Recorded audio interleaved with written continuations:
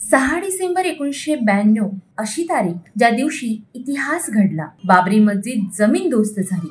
राम भक्तांचा आक्रोश, करो या मरोची मानसिकता, आपल्या आराध्याच्या हक्कासाठी हजारोंनी आपल्या प्राणांची दिलेली आहुती, कारसेवकांनी मस्जिद पाडून तिच्या खुना मिटवल्या, भगव्या कपड्याचे छत बांधून श्रीरामांची प्राणप्रतिष्ठा करण्यात आली।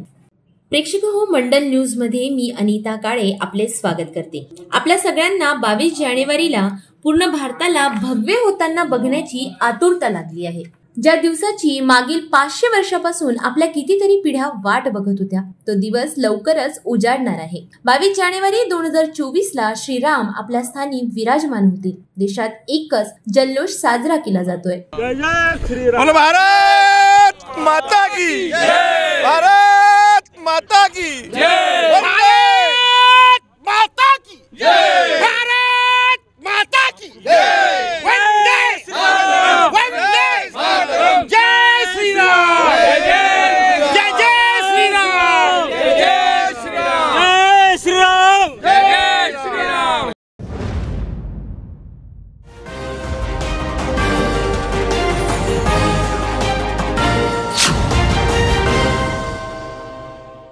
एकोणीसशे 92 ला देशभरातून लाखोंच्या संख्येत राम भक्त अयोध्येला पोहोचले। कारसेवा देण्यासाठी अनेक कारसेवक 6 डिसेंबर 1992 ला अयोध्येला तर पोहोचले, मात्र बऱ्याच अडचणींना त्यांना सामोरे जावे लागले। या घटनेची पुनरावृत्ती करत आपले अनुभव आपल्याला माजी पालकमंत्री जगदीश गुप्ता यांनी सांगितले।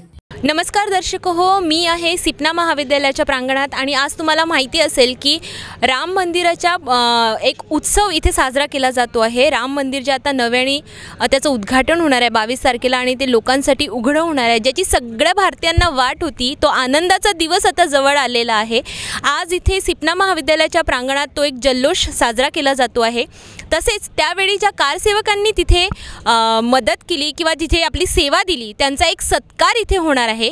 तर आपण परत त्या काळात जाणार आहोत। आपल्या सोबत आहेत माननीय जगदीश भाऊ गुप्ता आणि जाणून घेऊया तो प्रवास, कारण त्यांनी तो स्वतः तिथे जाऊन अनुभवलेला आहे। तर भाऊ सांगा की कसा होता, ती वेळ कशी होती, तुम्ही जो अनुभव घेतला तो अनुभव कसा होता? मंडलच्या सर्व दर्शकांना प्रथमतः जय श्रीराम। जय श्रीराम। इथला प्रवास म्हणजे आता शहारे येत आहे, अतिशय खळखळ प्रवास आणि लाखो म्हणजे अमरावतीकरच नव्हे तर लाखो कारसेवकांनी त्या ठिकाणी आपली कारसेवा, त्या संघर्षामध्ये आपली आहुती दिली। 500 वर्षाचा इतिहास आहे। अनेक लोकांनी आपल्या प्राणांची आहुती दिली। आम्ही कारसेवक नशीबवान आहोत की आम्ही जिवंतपणे तो संघर्ष पूर्णत्वास जाताना पाहत आहोत। परंतु त्यामागे आम्ही कधीच विसरणार नाही की अनेक कारसेवकांनी, अनेक रामभक्तांनी आपल्या जीवाची, आपल्या प्राणांची आहुती त्या राम मंदिरासाठी दिलेली आहे। 90चा काळ, 30 ऑक्टोबर तिथे प्रथम कारसेवा विश्व हिंदू परिषदेतर्फे जाहीर करण्यात आली होती आणि त्या काळातलं UP मध्ये जो सरकार होता मुलायम सिंग यादवचा, त्यांनी अशी घोषणा दिली होती की या राम मंदिरात, या परिसरामध्ये परिंदा भी पर नहीं मार सकेगा। परंतु अनेक साधू संत, अनेक कारसेवक, अनेक रामभक्तांनी त्यांचा जो अहंकार होता तो उधळून लावला आणि 30 तारखेला त्या ढाच्यावर भगवा फडकवलं आणि त्यानंतर 2 तारखेला ही घटना आहे 30 ऑक्टोबरची। 2 नोव्हेंबरला पुन्हा कारसेवेसाठी सगळे कारसेवक, अनेक साधू संत सज्ज झाले। परंतु त्या 2 तारखेला प्रचंड अत्याचार तात्कालीन UP सरकारतर्फे कारसेवकांवर करण्यात आलं। इतिहासात आम्ही वाचलं आहे, जलियानवाला बागमध्ये ज्या प्रकारे स्वातंत्र्यासाठी लढा देणाऱ्या लोकांवर अत्याचार तात्कालीन इंग्रज सरकारने केलं, त्याहीपेक्षा कदाचित भयंकर अत्याचार त्या 2 तारखेला अयोध्येत कारसेवकांवर झालेला आहे। सरयू पुलावर दोन्ही बाजूनं पोलीस आणि मध्ये सगळे कारसेवक, अनेकांना बुडवण्यात आलं, लाठीमार, अश्रुधूर, गोळीबार आणि त्या सर्व संघर्षातनं सर्व कारसेवकांना आज 500 वर्षाचा संघर्ष पूर्ण झाल्यानंतर येत्या 22 तारखेला तो सुवर्णकाळ उजाळणार आहे. सर्व रामभक्तांसाठी ही अतिशय आनंदाचा क्षण राहणार आहे आणि तो आनंदाचा क्षण सामूहिकरित्या जर साजरा केला नाही तर अपूर्ण तो सण राहणार आहे. प्रत्येक सण आपण साजरा करीत असताना जर सामूहिकरित्या केलं तर त्याचा आनंद वेगळाच राहते आणि म्हणून हा साजरा करण्याचा दिवस आम्ही 12 तारीख म्हणजे विवेकानंद जयंतीच्या दिवशी हा उत्सव साजरा करीत आहे. आणि त्यामागची आमची भूमिका अशी आहे की सर्वात आधी म्हणजे जेव्हा सनातन धर्म रसातळाला जात होता त्यावेळेस गर्व से कहो हम हिंदू है हा नारा देणारे जे पहिले व्यक्ती होते 18व्या आणि 19व्या शतकात ते स्वामी विवेकानंद होते. आणि त्यामुळे या 12 तारखेला ज्यांनी हिंदुत्वासाठी राम मंदिरासाठी संघर्ष केलं त्यांचा सत्कार घेण्याचं आम्ही ते ठरवलेलं आहे. आणि त्याचबरोबर संपूर्ण भारतामध्ये राम मंदिरामध्ये स्वघरी प्रभू रामचंद्र जात आहे, त्यांची प्राणप्रतिष्ठा होत आहे. त्याच्यासाठी संपूर्ण भारतच नव्हे तर संपूर्ण जग राममय होताना दिसत आहे. आणि म्हणून आम्ही इथे ठरवलं आहे की आधुनिक काळातलं संगीत, त्या संगीताच्या माध्यमातून रामधून भक्तिसंगीत, रॉक भक्तिसंगीतचा कार्यक्रम इथे आम्ही आयोजित केलेला आहे. आणि त्याचबरोबर कारसेवकांचा सुद्धा सत्कार करण्यात येणार आहे. नटलेला सजलेला भारत आहे. एकात्मतेचा संदेश आपल्या भारताची संस्कृती आपल्याला देत असते आणि तोच संदेश आत्ता या 22 तारखेला संपूर्ण भारतात आपल्याला बघायला मिळणार आहे. सर्व भारतीय या उत्सवात सहभागी होणार आहेत. हा उत्सव प्रत्येक भारतीय साजरा करणार आहेत. तर भाऊंना एक प्रश्न मला असा विचारायचा आहे की म्हणतात की इतिहास जेव्हा घडतो त्या इतिहासाचे साक्षीदार आपण होत असतो आणि या इतिहासाचे साक्षीदार आपण झालेले आहात. यापेक्षा मोठी गोष्ट किंवा अभिमानाची गोष्ट कुठल्याच भारतीयासाठी नसते आणि तुम्ही तो क्षण अनुभवला आहे, तुम्ही ते साक्षीदार झाले आहेत. तर काय वाटतं? मी आधीच सांगितलं की 500 वर्षाचा संघर्ष आहे. अनेक संत महंतांनी, अनेक लढवय्यांनी प्रभू रामचंद्राच्या मंदिरासाठी प्राणांची आहुती दिली. परंतु त्या संघर्षामध्ये आम्ही खारीचा वाटा उचलला आहे, जिवंत आहोत. त्या जिवंतपणी तो यश आम्हाला पाहायला भेटत आहे. यापेक्षा आनंदाचं क्षण दुसरा असूच शकत नाही. हा आनंदाचा क्षण आम्ही सगळेजण साजरा करणारच आहोत. परंतु हा आनंद साजरा करीत असताना 500 वर्षापर्यंत हा संघर्ष, ही मशाल ज्यांनी पेटवत ठेवली, आपल्या प्राणांची ज्यांनी आहुती दिली, त्यांनासुद्धा वंदन करण्याची आज ही वेळ आहे. त्या सर्व हुतात्म्यांना, त्या सर्व रामभक्तांना आम्ही दंडवत घालतो, त्यांना प्रणाम करतो, त्यांच्या हुतात्म्याला शतशत प्रणाम करतो. जय श्रीराम. आणि या कार्यामध्ये मंडल परिवार पूर्णपणे आम्हाला साथ देत आहे, त्याबद्दल मंडल परिवाराचा मी मनपूर्वक आभार व्यक्त करतो. या रामकाजामध्ये मंडल परिवार जो सहकार्य देत आहे त्याबद्दल सर्व कारसेवकांतर्फे मी आपला आभार व्यक्त करतो. जय श्रीराम. कारसेवक आपले अनुभव सांगत असताना सांगतात, आपल्या सहकाऱ्यांचे मृतदेह, सर्वत्र रक्तांचा सांडलेला सडा, अशी भयंकर परिस्थिती. मनात श्रीरामांसाठी श्रद्धा आणि करेंगे या मरेंगे ही मनोधारणा घेऊन त्यांनी तो प्रवास केला. आपलं नाव सांगा. बबन किसनराव भोंगाडे. मला सांगा की त्यावेळी तुम्ही कार सेवा देण्यासाठी गेली होते, मग घरून काही विरोध? त्यावेळेस तर परिस्थिती अशी होती मॅडम का आम्ही ग्रामीणमधले असल्यामुळे अमरावतीत माझं राहणं होतं आणि घरी काहीच माहीत नव्हतं. आणि घरची हलाखीची परिस्थिती आणि बेकारीत आणि वय वर्ष 25. अच्छा. त्यामुळे दोस्त मित्र सर्व परिवार आमची एक टीम होती. त्या टीममध्ये माहोल करून त्यावेळेस शिलापूजनापासून आमची टीम कार्यरत होती. कारसेवाला जायचं ठरलं. जायचं आणि दुसऱ्यांनीच तिकिटा काढून पैसे देऊन आमच्यापाशी पैसेही नव्हते, बॅगाही नव्हते, कपडेही नव्हते. अशा परिस्थितीत आम्ही कारसेवेत गेलो. रामाचा ध्यास, बस जायचं म्हणजे जायचं ठरलं. मी जो कारसेवाला गेलो, घरात मुंगाचं पोतं घेतलं, मार्केटला गेलो, ते पैसे घेतले मुंगाचं पोतं तिकडे मी दिला. घरच्यांना माहिती नाही. असंच निघून गेलं. तारुण्याचा जोश होता, देशासाठी काहीतरी करण्याचं एक 90ची बॅच, हा, 90च्या बॅच, 90 92 दोन्ही याला गेलो आम्ही, दोन्ही कारशेवला आणि जागेपर्यंत. 30 नंबर ज्या दिवशी आम्हाला कल्याण सिंगच्या बॅरेकमध्ये आम्ही 10 दिवस अटक होतो, 10 दिवस 90मध्ये, आणि सुटका झाली आम्हाला. कोठारी बंधूंना ज्यावेळेस गोळीबार झाला त्याच्या दुसऱ्या दिवशी आम्हाला सुटका झाली आणि समोर आम्ही आगेकूच केलं पायी प्रतापगडून अलाहाबाद पायी चाललो आम्ही. पहिल्या कारसेवाला 150 किलोमीटर पायी, रोड कुठेही लागले नाही, अवांतर अशा रानातून असं रस्ता कुठेच लागलेला नाही, पक्का सर्व कडेकोट बंद. आणि जी व्यवस्था ठरलेली होती आम्हाला इथून, जे नकाशे आणि भोजनाची व्यवस्था, मुक्कामाच्या ठिकाणची व्यवस्था, जे नकाशे दिले होते ते सर्व व्यवस्था कोलमाडली होती उत्तर प्रदेशातली. त्यामुळे आमचे अतोनात त्यावेळेस मुलायम सिंगने जे अतोनात जे अत्याचार केले कारसेवकावर ते आम्ही नजरेनं पाहिले. स्वतः आम्ही हाताने आमच्या बॉड्या काढल्या. ज्या सरयू नदीच्या गोळीबार, दिगंबर आखाड्यात गोळीबार झाला तो प्रत्यक्ष आम्ही दुसऱ्या दिवशी पोहोचल्यामुळं अक्षरशः म्हणजे बॅगांचा, चपलांचा खच पडलेला होता. बंदुकीच्या गोळ्याचे शर्रे सर्व भिंतीवर.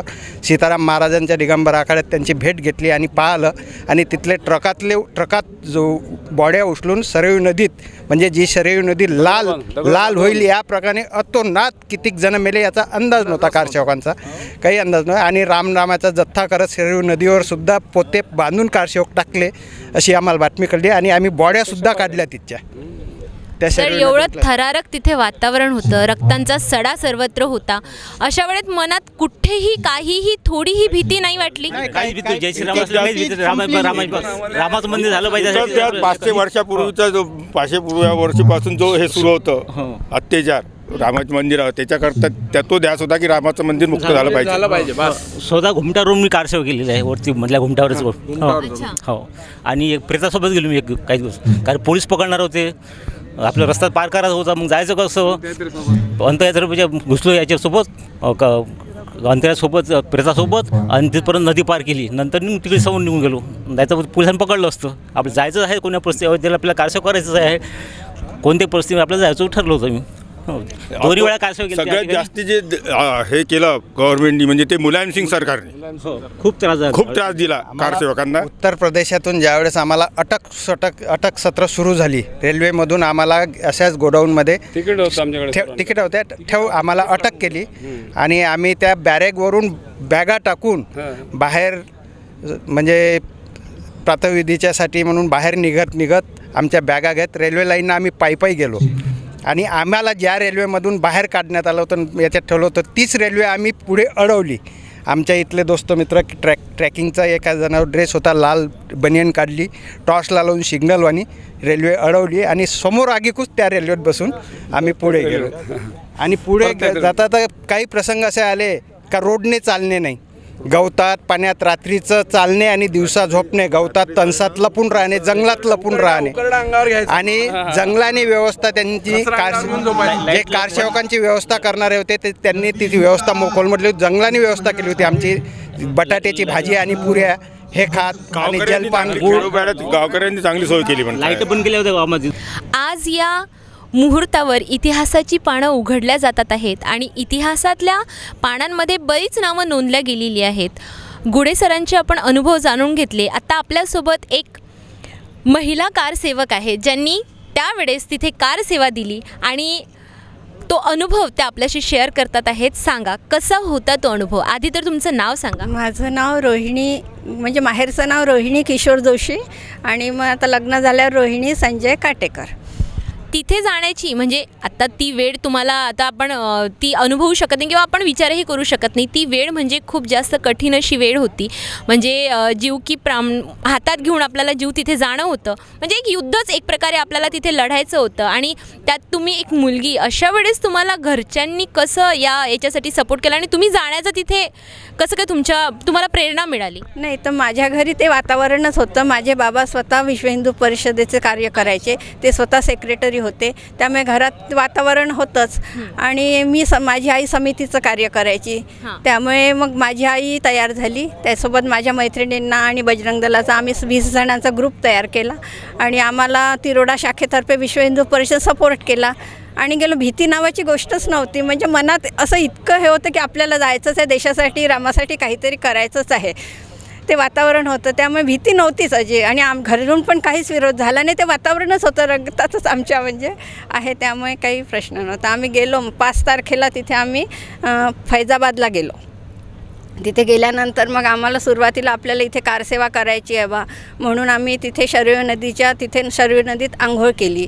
त्यानंतर मग रामाचं दर्शन घेतलं. तेव्हा राम कुलपात होते. म्हणजे आपल्याला इथे कारसेवा करायची, आम्ही ते सगळं स्वतः कुलपातल्या रामाला आम्ही डोळ्यांनी बघितलं.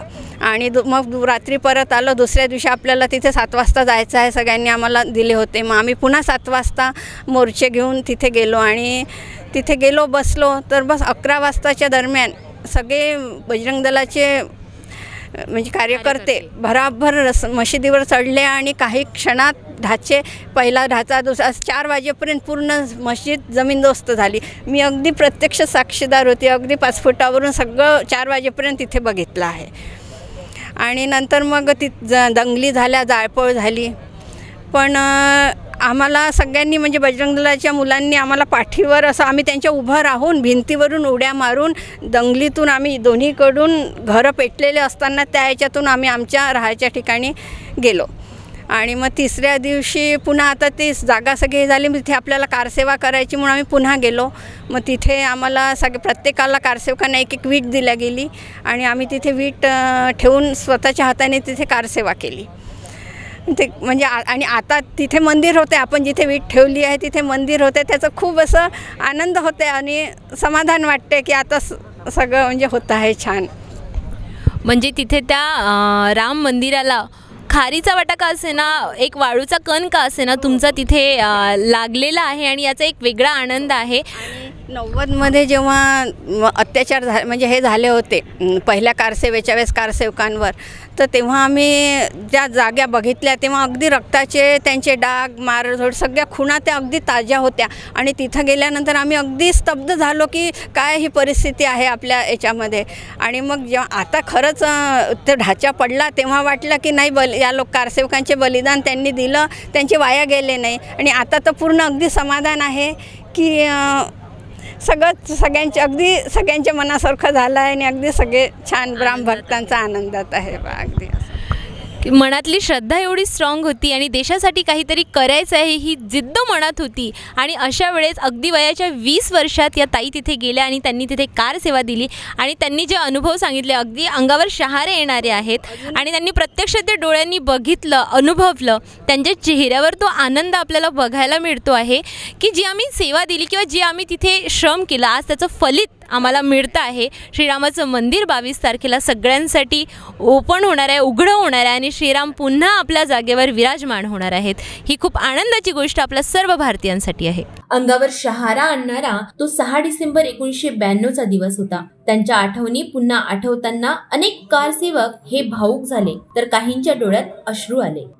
1992 मध्ये जे कारसेवा देण्यासाठी तिथे कारसेवक गेले होते त्यात तुम्ही गेल्या होत्या.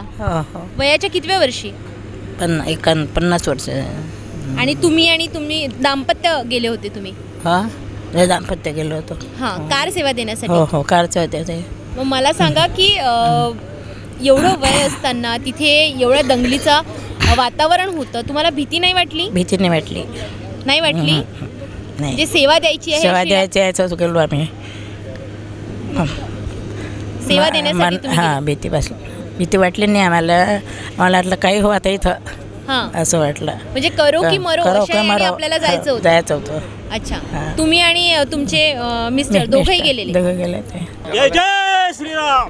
जय श्रीराम. दर्शक हो, हा जल्लोष तुम्ही बघता आहे. जर आत्ता या वयात हा जल्लोष यांच्यामध्ये आहे तर तुम्ही विचार करा ज्यावेळी हे तिथे कार सेवा देण्यासाठी गेले असतील तेव्हा त्यांचा जोश, त्यांचा जल्लोष, देशभक्ती, श्रीराम भक्ती काय असेल याचा अंदाज आपण लावू शकत नाही. तर आत्ता आपण या कारसेवकांकडनं त्यावेळी त्यांनी जे तिथे सेवा दिली त्याबद्दल जाणून घेऊया आणि जाणून घेऊया की इतिहासाचे साक्षीदार ते झाले आहेत याचा आनंद किती आहे. नमस्कार, मी दिलीप कुलकर्णी. सांगायचं म्हटलं म्हणजे हे सगळे माझे सहकारी माझ्यासोबत होते. माझी स्टोरी नंतर सांगेल फुरसत नाही मी, पण इतकं भयंकर वातावरण होतं, भीतियुक्त वातावरण होतं. अमरावती शहरामध्ये आमचे सहकारी मार खात होते लाल कृष्णांजलीची रथयात्रा सुरू असताना. अशा भीतियुक्त वातावरणात आम्ही रेल्वे स्टेशनवर पोचवायला गेलो मी सगळ्यांना की आपले मित्र चालले आहे. अशाच माझे काही खूप जिगर मित्र जे होते त्यांनी मला जबरदस्तीनं गाडीला वेळ होता, लेट चालत होत्या. घरी आलो, शेजाऱ्या बाजाराकडून 400 रुपये उसने घेतले, गाडीत बसलो आणि आमचा प्रवास सुरू झाला. सुरक्षित प्रवास झाला बहुतेक ठिकाणी. जसं आमच्या उत्तर प्रदेशात आम्ही पोचलो सगळेजण, तिथून आमच्या खऱ्या यातना सुरू झालेली आहे. रेल्वेमध्ये आम्हाला दंडाने वर ठोक करून आम्हाला खाली करण्याचा प्रयत्न केला. पुष्कळसे आमचे मित्रपरिवार पकडले गेले. काही लोक पूर्णपणे काही गाडीतून उतरून देण्यात आले, काही गाडीत आतमध्ये जाऊन त्यांना मारण्यात आलं. शेवटी आम्ही इलाहाबादपर्यंत आमची जी टीम होती काही लोकांची 40 लोकांची आम्ही सुखरूप पोचलो. उतरल्याबरोबर आमचे भाऊ जगदीश भाऊ गुप्ता नुकतेच आमदार झाले होते, प्रत्यक्ष माझ्यासोबत सगळे आमच्यासोबत. आम्ही शेखरजी बंधू पण आम्ही माझ्याच टीममध्ये होते. आम्ही सगळे पोचल्याबरोबर स्टेशनवर आम्हाला काही लोक घ्यायला आले, काही मिसगाईडवाले होते की चलो इधर से जाएंगे उधर से. त्यात काही लोक ते समजून घ्या तुम्ही कोण असतील ते. आमच्या काही सुज्ञ लोकांनी सांगितलं की आपण यांच्या म्हटलं नाही ऐकू, आपण धर्मशाळेत जाऊ. रस्तोगी नावाची धर्मशाळेत आम्ही सगळे 40-45 आमच्या टीमची सांगतो फक्त मी, तिथे पोचलो. आणि तिथून आम्हाला 2 नाईट 3 दिवस आम्हाला तिथे थांबायला लावलं की सुरक्षितता येईपर्यंत तुम्ही निघू नका. मग नंतर सगळ्यांनी 27 तारखेला ऑक्टोबरला आम्हाला सगळ्यांनी जथ्था जमवून जायला लागलो. आम्ही जायला जसं लागलो आम्ही तर संध्याकाळ झाली, त्यांनी रात्र होतली 8-8:30 वाजले. बाजूला पटरी होती रेल्वेची, साईडला गंगा नदी होती. निघालो आम्ही. निघता त्यांनी बरोबर 9:30-10च्या दरम्यान आमच्या लेडीजला मारणं सुरू केलं. समोर जवळपास 4 किलोमीटर लाईन होती, मी 3.5 किलोमीटर इकडे असेल कदाचित. आणि ट्रक लावले ते फुकटसाठी की ज्यांना जायचं त्यांनी पळून जा, पोलीस मारते आहे. बायकांच्या बांगड्या सगळ्या बिलकुल आम्ही जाताना पाहिलं की बायकांना मारलं, ओढून नेलं. मग आमच्या यातना सुरू झाल्या. मग आम्ही जंगलांनी पळायला लागलो. तिथल्या यादव काही लोकांनी रामभक्तांनी मला इतकी मदत केली आहे की आम्ही आयुष्यभर विसरू शकत नाही. मला आता 33 वर्ष झाले आम्हाला. अजूनही तो क्षण आठवतो. भाऊंनी आज इतका छान केला आज की म्हणजे आम्ही सगळे एकत्र जमलेलो आहे. भयंकर परिस्थिती. आम्ही तिथपर्यंत अयोध्येला पोचलो. 10 दिवस पायी चाललो आम्ही. जवळपास 250-300 किलोमीटरचा फेरा. आम्हाला जर समजा बडनेरला जायचं असेल तर आम्हाला पहिले उत्तम नसरायला जावं होतं, मग बडनेरला. अशा टाईपचा आमचा प्रवास होता. काटो परिंदा आणि मारसंगे खरी कंडिशन त्यावेळेस ती तशी मुलायम सिंगने रात्रंदिवस गाडीतनं उतरलो आणि समोर पोलीस होता. त्यांनी इथे अजूनही ओळ आहे माझ्या घरातल्या तेल बाटल्या काढून आमच्या पायाला लावायचे रगडाचे. दुसऱ्या लोक आम्हाला पाय दाबायचे आमचे सगळ्यांचे. मुक्कामी दुसऱ्या गावाला जायचं होतं. या पान्नीमधून त्या पान्नीत उतरायचं. मधातला रोड क्रॉस करण्यासाठी धावत मेन रोड क्रॉस करून त्या पान्नीत उतरायचं. पण जिथे तिथे अडकण लावली होती, सिक्युरिटी लावली होती. त्यांना आम्ही कुठेतरी रोड क्रॉस करून लावलो तर आमच्या मागे ट्रक लागला एक. आम्हाला वाटलं आम्हाला पकडायला आला. फैजाबाद पासून पडता एखाद्या नाल्या खड्ड्यामध्ये एकमेकाच्या अंगावर जाऊन पडलो आम्ही 4-5 जण. तरी आम्ही म्हटलं आता आपल्याला मरण आहे, मौत आहे, त्याच्यापेक्षा अटक करून घ्या. आम्ही त्यानंतर अटक करून घेतली, नाही तर आपलं मौत आहे. कारण मारो झोडो तोडो ह्याच एरियात आम्ही दरम्यान माझ्या भावाला वाहत होती. माझे जे मोठे बंधू होते वाहत होती. माझ्या आईने आम्हाला हेच म्हटलं, दोन्ही देशासाठी गेले तर काही हरकत नाही म्हणे. 60 वर्ष अभाऊ 60 इयर्स अभाऊ कृष्णराव खोंड आणि प्रभाकर चित्तळे काका आमच्यासोबत होते. आज नाही आहेत दोघं जण. भाताच्या शेतीतनं उचलणारे आम्ही त्यांना कडेवर घेऊन गेलो. अजून एक उपेंद्र गोडबोले, त्याची आज पूर्ण वाचा गेली, बिचारात हे गेला, कंठ गेला आहे. उपेंद्र गोडबोले हे सगळे आमचे जगदीश भाऊच्या सोबत आमचा ग्रुप जो होता तो आमच्या सगळे आज ते यातना भोगतात बिचारात घरी आहे सगळे. काका तर गेले, कृष्णराव काका गेले मला वाटतं. आणि ते पण गेले. तारीख होती लालकृष्ण अडवाणीजींना अटक झाली त्यावेळेचा आमचा पहिला जथ्था. तो जथ्याचं नावच शहीद जथ्था म्हणून होता. त्यामुळे जीवाची पर्वाच नव्हती. आपल्याला राम मंदिरापर्यंत तिथे तर पोहोचलो. अयोध्येला पोहोचलो आम्ही 2 दिवस आरामात. काही लोक पोहोचलो म्हणजे जे नसतील पोहोचले. नंतर त्यांनी आम्हाला आम्ही तिकडे चाललो होतो ज्या ठिकाणी आमचा आपला पोहोचलो ना. मग जन्म ठिकाणी आम्ही जेव्हा जायला लागलो तेव्हा मी सगळे गाणे गीत म्हणायला लागलो. शिवराय कुलकर्णी पण सोबत आमच्या. तेवढ्यात त्यांनी अश्रुधुराचे नळकांडे फोडले. धडाधड. गरीबात गरीब लोक, आत्महत्या लोक, झोपडपट्टीला माणसांनी आम्हाला तेल लावा डोळ्याला, घरातले तेल लावून द्यायचे सगळे लोक. आमच्या जेलमध्ये तर कल्याण सिंग सुद्धा होते. कल्याण सिंग सोबत आमच्या 10 दिवस त्या नैनी जेलमध्ये सगळे जेलमध्ये अडक झाले. 10 दिवस तिथून आगे कुछ केलं. एका मुसलमानाने आम्हाला, मुसलमानाच्या घरात आम्ही राहिलो. त्यांनी आम्हाला राहिलो. हा अन्सार तिथे राहिलो. त्यांनी आम्हाला जेवण दिलं सगळं. तुम्ही बोले हम सोच रहे बोले की ये मंदिर जल्दी बनना चाहिए कोण सी भी हालत में, क्योंकि हमारी रोजी रोटी आहे. एकमेकाची भेट होण्याची हा आपला जीव घेऊन 1 तारखेला पोहोचलो. 5-10-20 5 दिवस आम्ही मंदिरात गेलो. त्या मंदिरमध्ये त्याच्यानंतर आम्ही पायी गेलो होतो. त्याच्यानंतर काय झालं, जे वरचं घुमट होतं ते आम्ही 6 डिसेंबरला पाडलं. 4 किलोमीटर आधीच आम्हाला अडवण्यात आलं. संगीन लागलं, संगीन मुलायमसिंगच्या पोलिसनी संगीन लावलं होतं. अशा धक्का जरी लावून गेला तरी इतकं आम्ही सतर्क होतो. जबरदस्त जसा त्यांनी जवळपास 5:30 ते 6च्या अंधार पडायला लागले तिथून फायरिंग सुरू करून दिली. भेजे फुटलेले पाहिले मी, भेजे त्या शिडीमध्ये. आमचा मित्र आहे जयंत यादगिरी म्हणून, कॉर्नरला खाडीजवळ बसला आणि असा माझी बाजू पूर्ण दिसते त्यासोबत. असे भेजे कसे फुटतात असे पहिल्यांदा आयुष्यात पाहिले मी 25 वर्षापर्यंत. 6 मिनिटांनं पहिली टीकाच चालली त्याच्यावर घुमटवर. आता आम्ही तिथं होतो 6 डिसेंबर 1992ची केस. 1992ला मी चारी कारसेवेला गेलेलो आहे. चारी जे कारसेवा झाली ना, जी 6 डिसेंबरची झाली ना, तेव्हा आम्ही सगळे सोबतचे. 92ला अमरावतीतून 400 जण गेले होते. त्या 400 जणांमध्ये आमच्या सर्वांचा पहिले 90चे लोक सगळेजण होते आणि 90मध्ये 92मध्ये अजून त्यामध्ये भर पडली. मला माझ्या वडिलांनी 90मध्ये जाऊ नाही दिलं. मी 18 वर्षाचा होतो त्यावेळी. पण मग मी 92मध्ये वडिलांना न सांगताच घरून 400 रुपये इकडून तिकडून जमवले आणि निघून गेलो. मित्राला सोबत घेतलं आणि आम्ही निघालो. फैजाबाद ते अयोध्या आम्ही पायी गेलो आणि त्या पायी वातावरणात आम्ही जेव्हा तिथून गेलो, आम्ही जेव्हा घोष करत गेलो त्यावेळी अयोध्येत असं वातावरण होतं की एक छावणीसारखं रूपांतर होतं. त्यामध्ये जसं SRP, नंतर rapid action force, Uttar Pradesh police, या सगळ्यांचा तिथे इतका हे होता बंदोबस्त की त्यामध्ये म्हणजे असंही वाटत होतं की आज जर काही झालं तर इथे इथून आपण वापस जाणार नाही. पण त्यावेळी आपलं तिथे कल्याण सिंगचं सरकार होतं, त्यांनी त्यामध्ये कुठेच हस्तक्षेप केलेला नाही कारसेवामध्ये. आणि त्यावेळेची कारसेवा जी झाली ती सक्सेसफुल झाली आणि त्यावेळेस जी विवादित वास्तू आहे त्यावेळेस ती उद्ध्वस्त झाली. आणि जय श्रीराम म्हणून त्यावेळेस संध्याकाळी 6 वाजता जो घोष झाला तो आम्ही आमच्या डोळ्यांनी अविस्मरणीय क्षण बघितलेला आहे. आणि त्यामुळे आताही ते जेव्हा आम्ही आठवतो तेव्हा असं वाटतं की आम्ही अयोध्येतच आहोत. एवढी मोठी वास्तू उद्ध्वस्त झाली पूर्ण आणि लगेच ते साफही झालं. तिथे काही होतं की नाही काही नाही. आणि रामलल्लाला बसवले आहे की आम्ही रामलल्लाच्या मूर्तीवर, जी मूर्ती तिथे स्थापन झाली त्यामध्ये त्या टिनाच्या शेडमध्ये, त्या मूर्तीचं आम्ही स्वतः पायावर म्हणजे त्यांच्या पायावर डोकं ठेवून दर्शन घेऊ शकलेलो आहे. आणि त्या दर्शनाचा आम्ही स्वतः लाभ घेतलेला आहे. आज जी मूर्ती तिथे नाही आहे, पण आधी पूर्वी जी मूर्ती होती त्या मूर्तीचं आम्ही स्वतः दर्शन घेऊन परत आलो. त्यामुळे आज एवढा आनंद होत आहे की खूप की त्या दोन्ही मूर्त्या आता ठेवणार आहेत. 3 दिवसाचं जे आमचं अयोध्येतलं वास्तव्य आहे ते वास्तव्य आम्ही म्हणजे कधी जीवनात कधी विसरू शकणार आणि आमचं जीवन पावन झालेलं आहे असं त्या 3 दिवसाचे. आणि आमचं जीवन मधल्या गुंटावर मी होतो वरती पाण्यासाठी. माझे पाय घसरत होते त्या ठिकाणी. आम्ही ज्यावेळेस ते घुमट पाडलं की नाही तर आम्ही 10 फूट खाली खोदलं ते जमीन. ते सगळं आम्ही तिथून आम्ही बांधत आणलं, कंपाऊंड तोडलं त्यावेळेस. तिथून आम्ही बांधत आणलं 10 फूट. त्याच्यानंतर भगवा कंपाऊंड तोडलं आम्ही पूर्ण ते आणि वरती घुमटावर जोडलो वरती. ती मजा वेगळीच होती. आम्ही 90मध्ये गेलो होतो. नंतर इलाहाबाद ते अयोध्या पायी चाललो आहे आम्ही रात्री. कारसेवा ती 90ची कष्टाची कारसेवा म्हणजे बिलकुल म्हणजे मारच खाणं होतं. आमच्या पाठीवर पिशवी असल्यामुळे आम्हाला दंड काढी लागली नाही पोलिसाची. 90च्या कारसेवेत मी दंड खाल्ला इथे अजून एवढ. कारण नाही मी रेल्वेच्या खाली उतरलो, मीन विला साळवे आणि पायी जायचं बा म्हणून. आणि 92मध्ये 3 दिवसानंतर मग तीच परिस्थिती होती. विलासचे वडील पण तो आनंद आहे.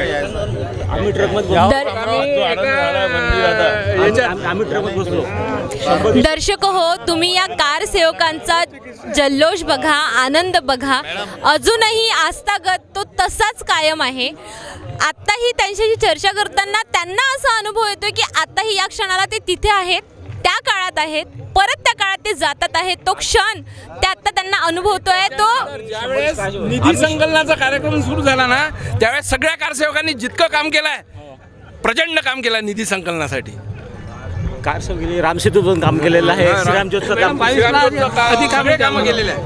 श्रीरामज्योतचं आम्ही सांगतो, आम्ही श्रीरामज्योत रात्री पावसात घेऊन जात होतो.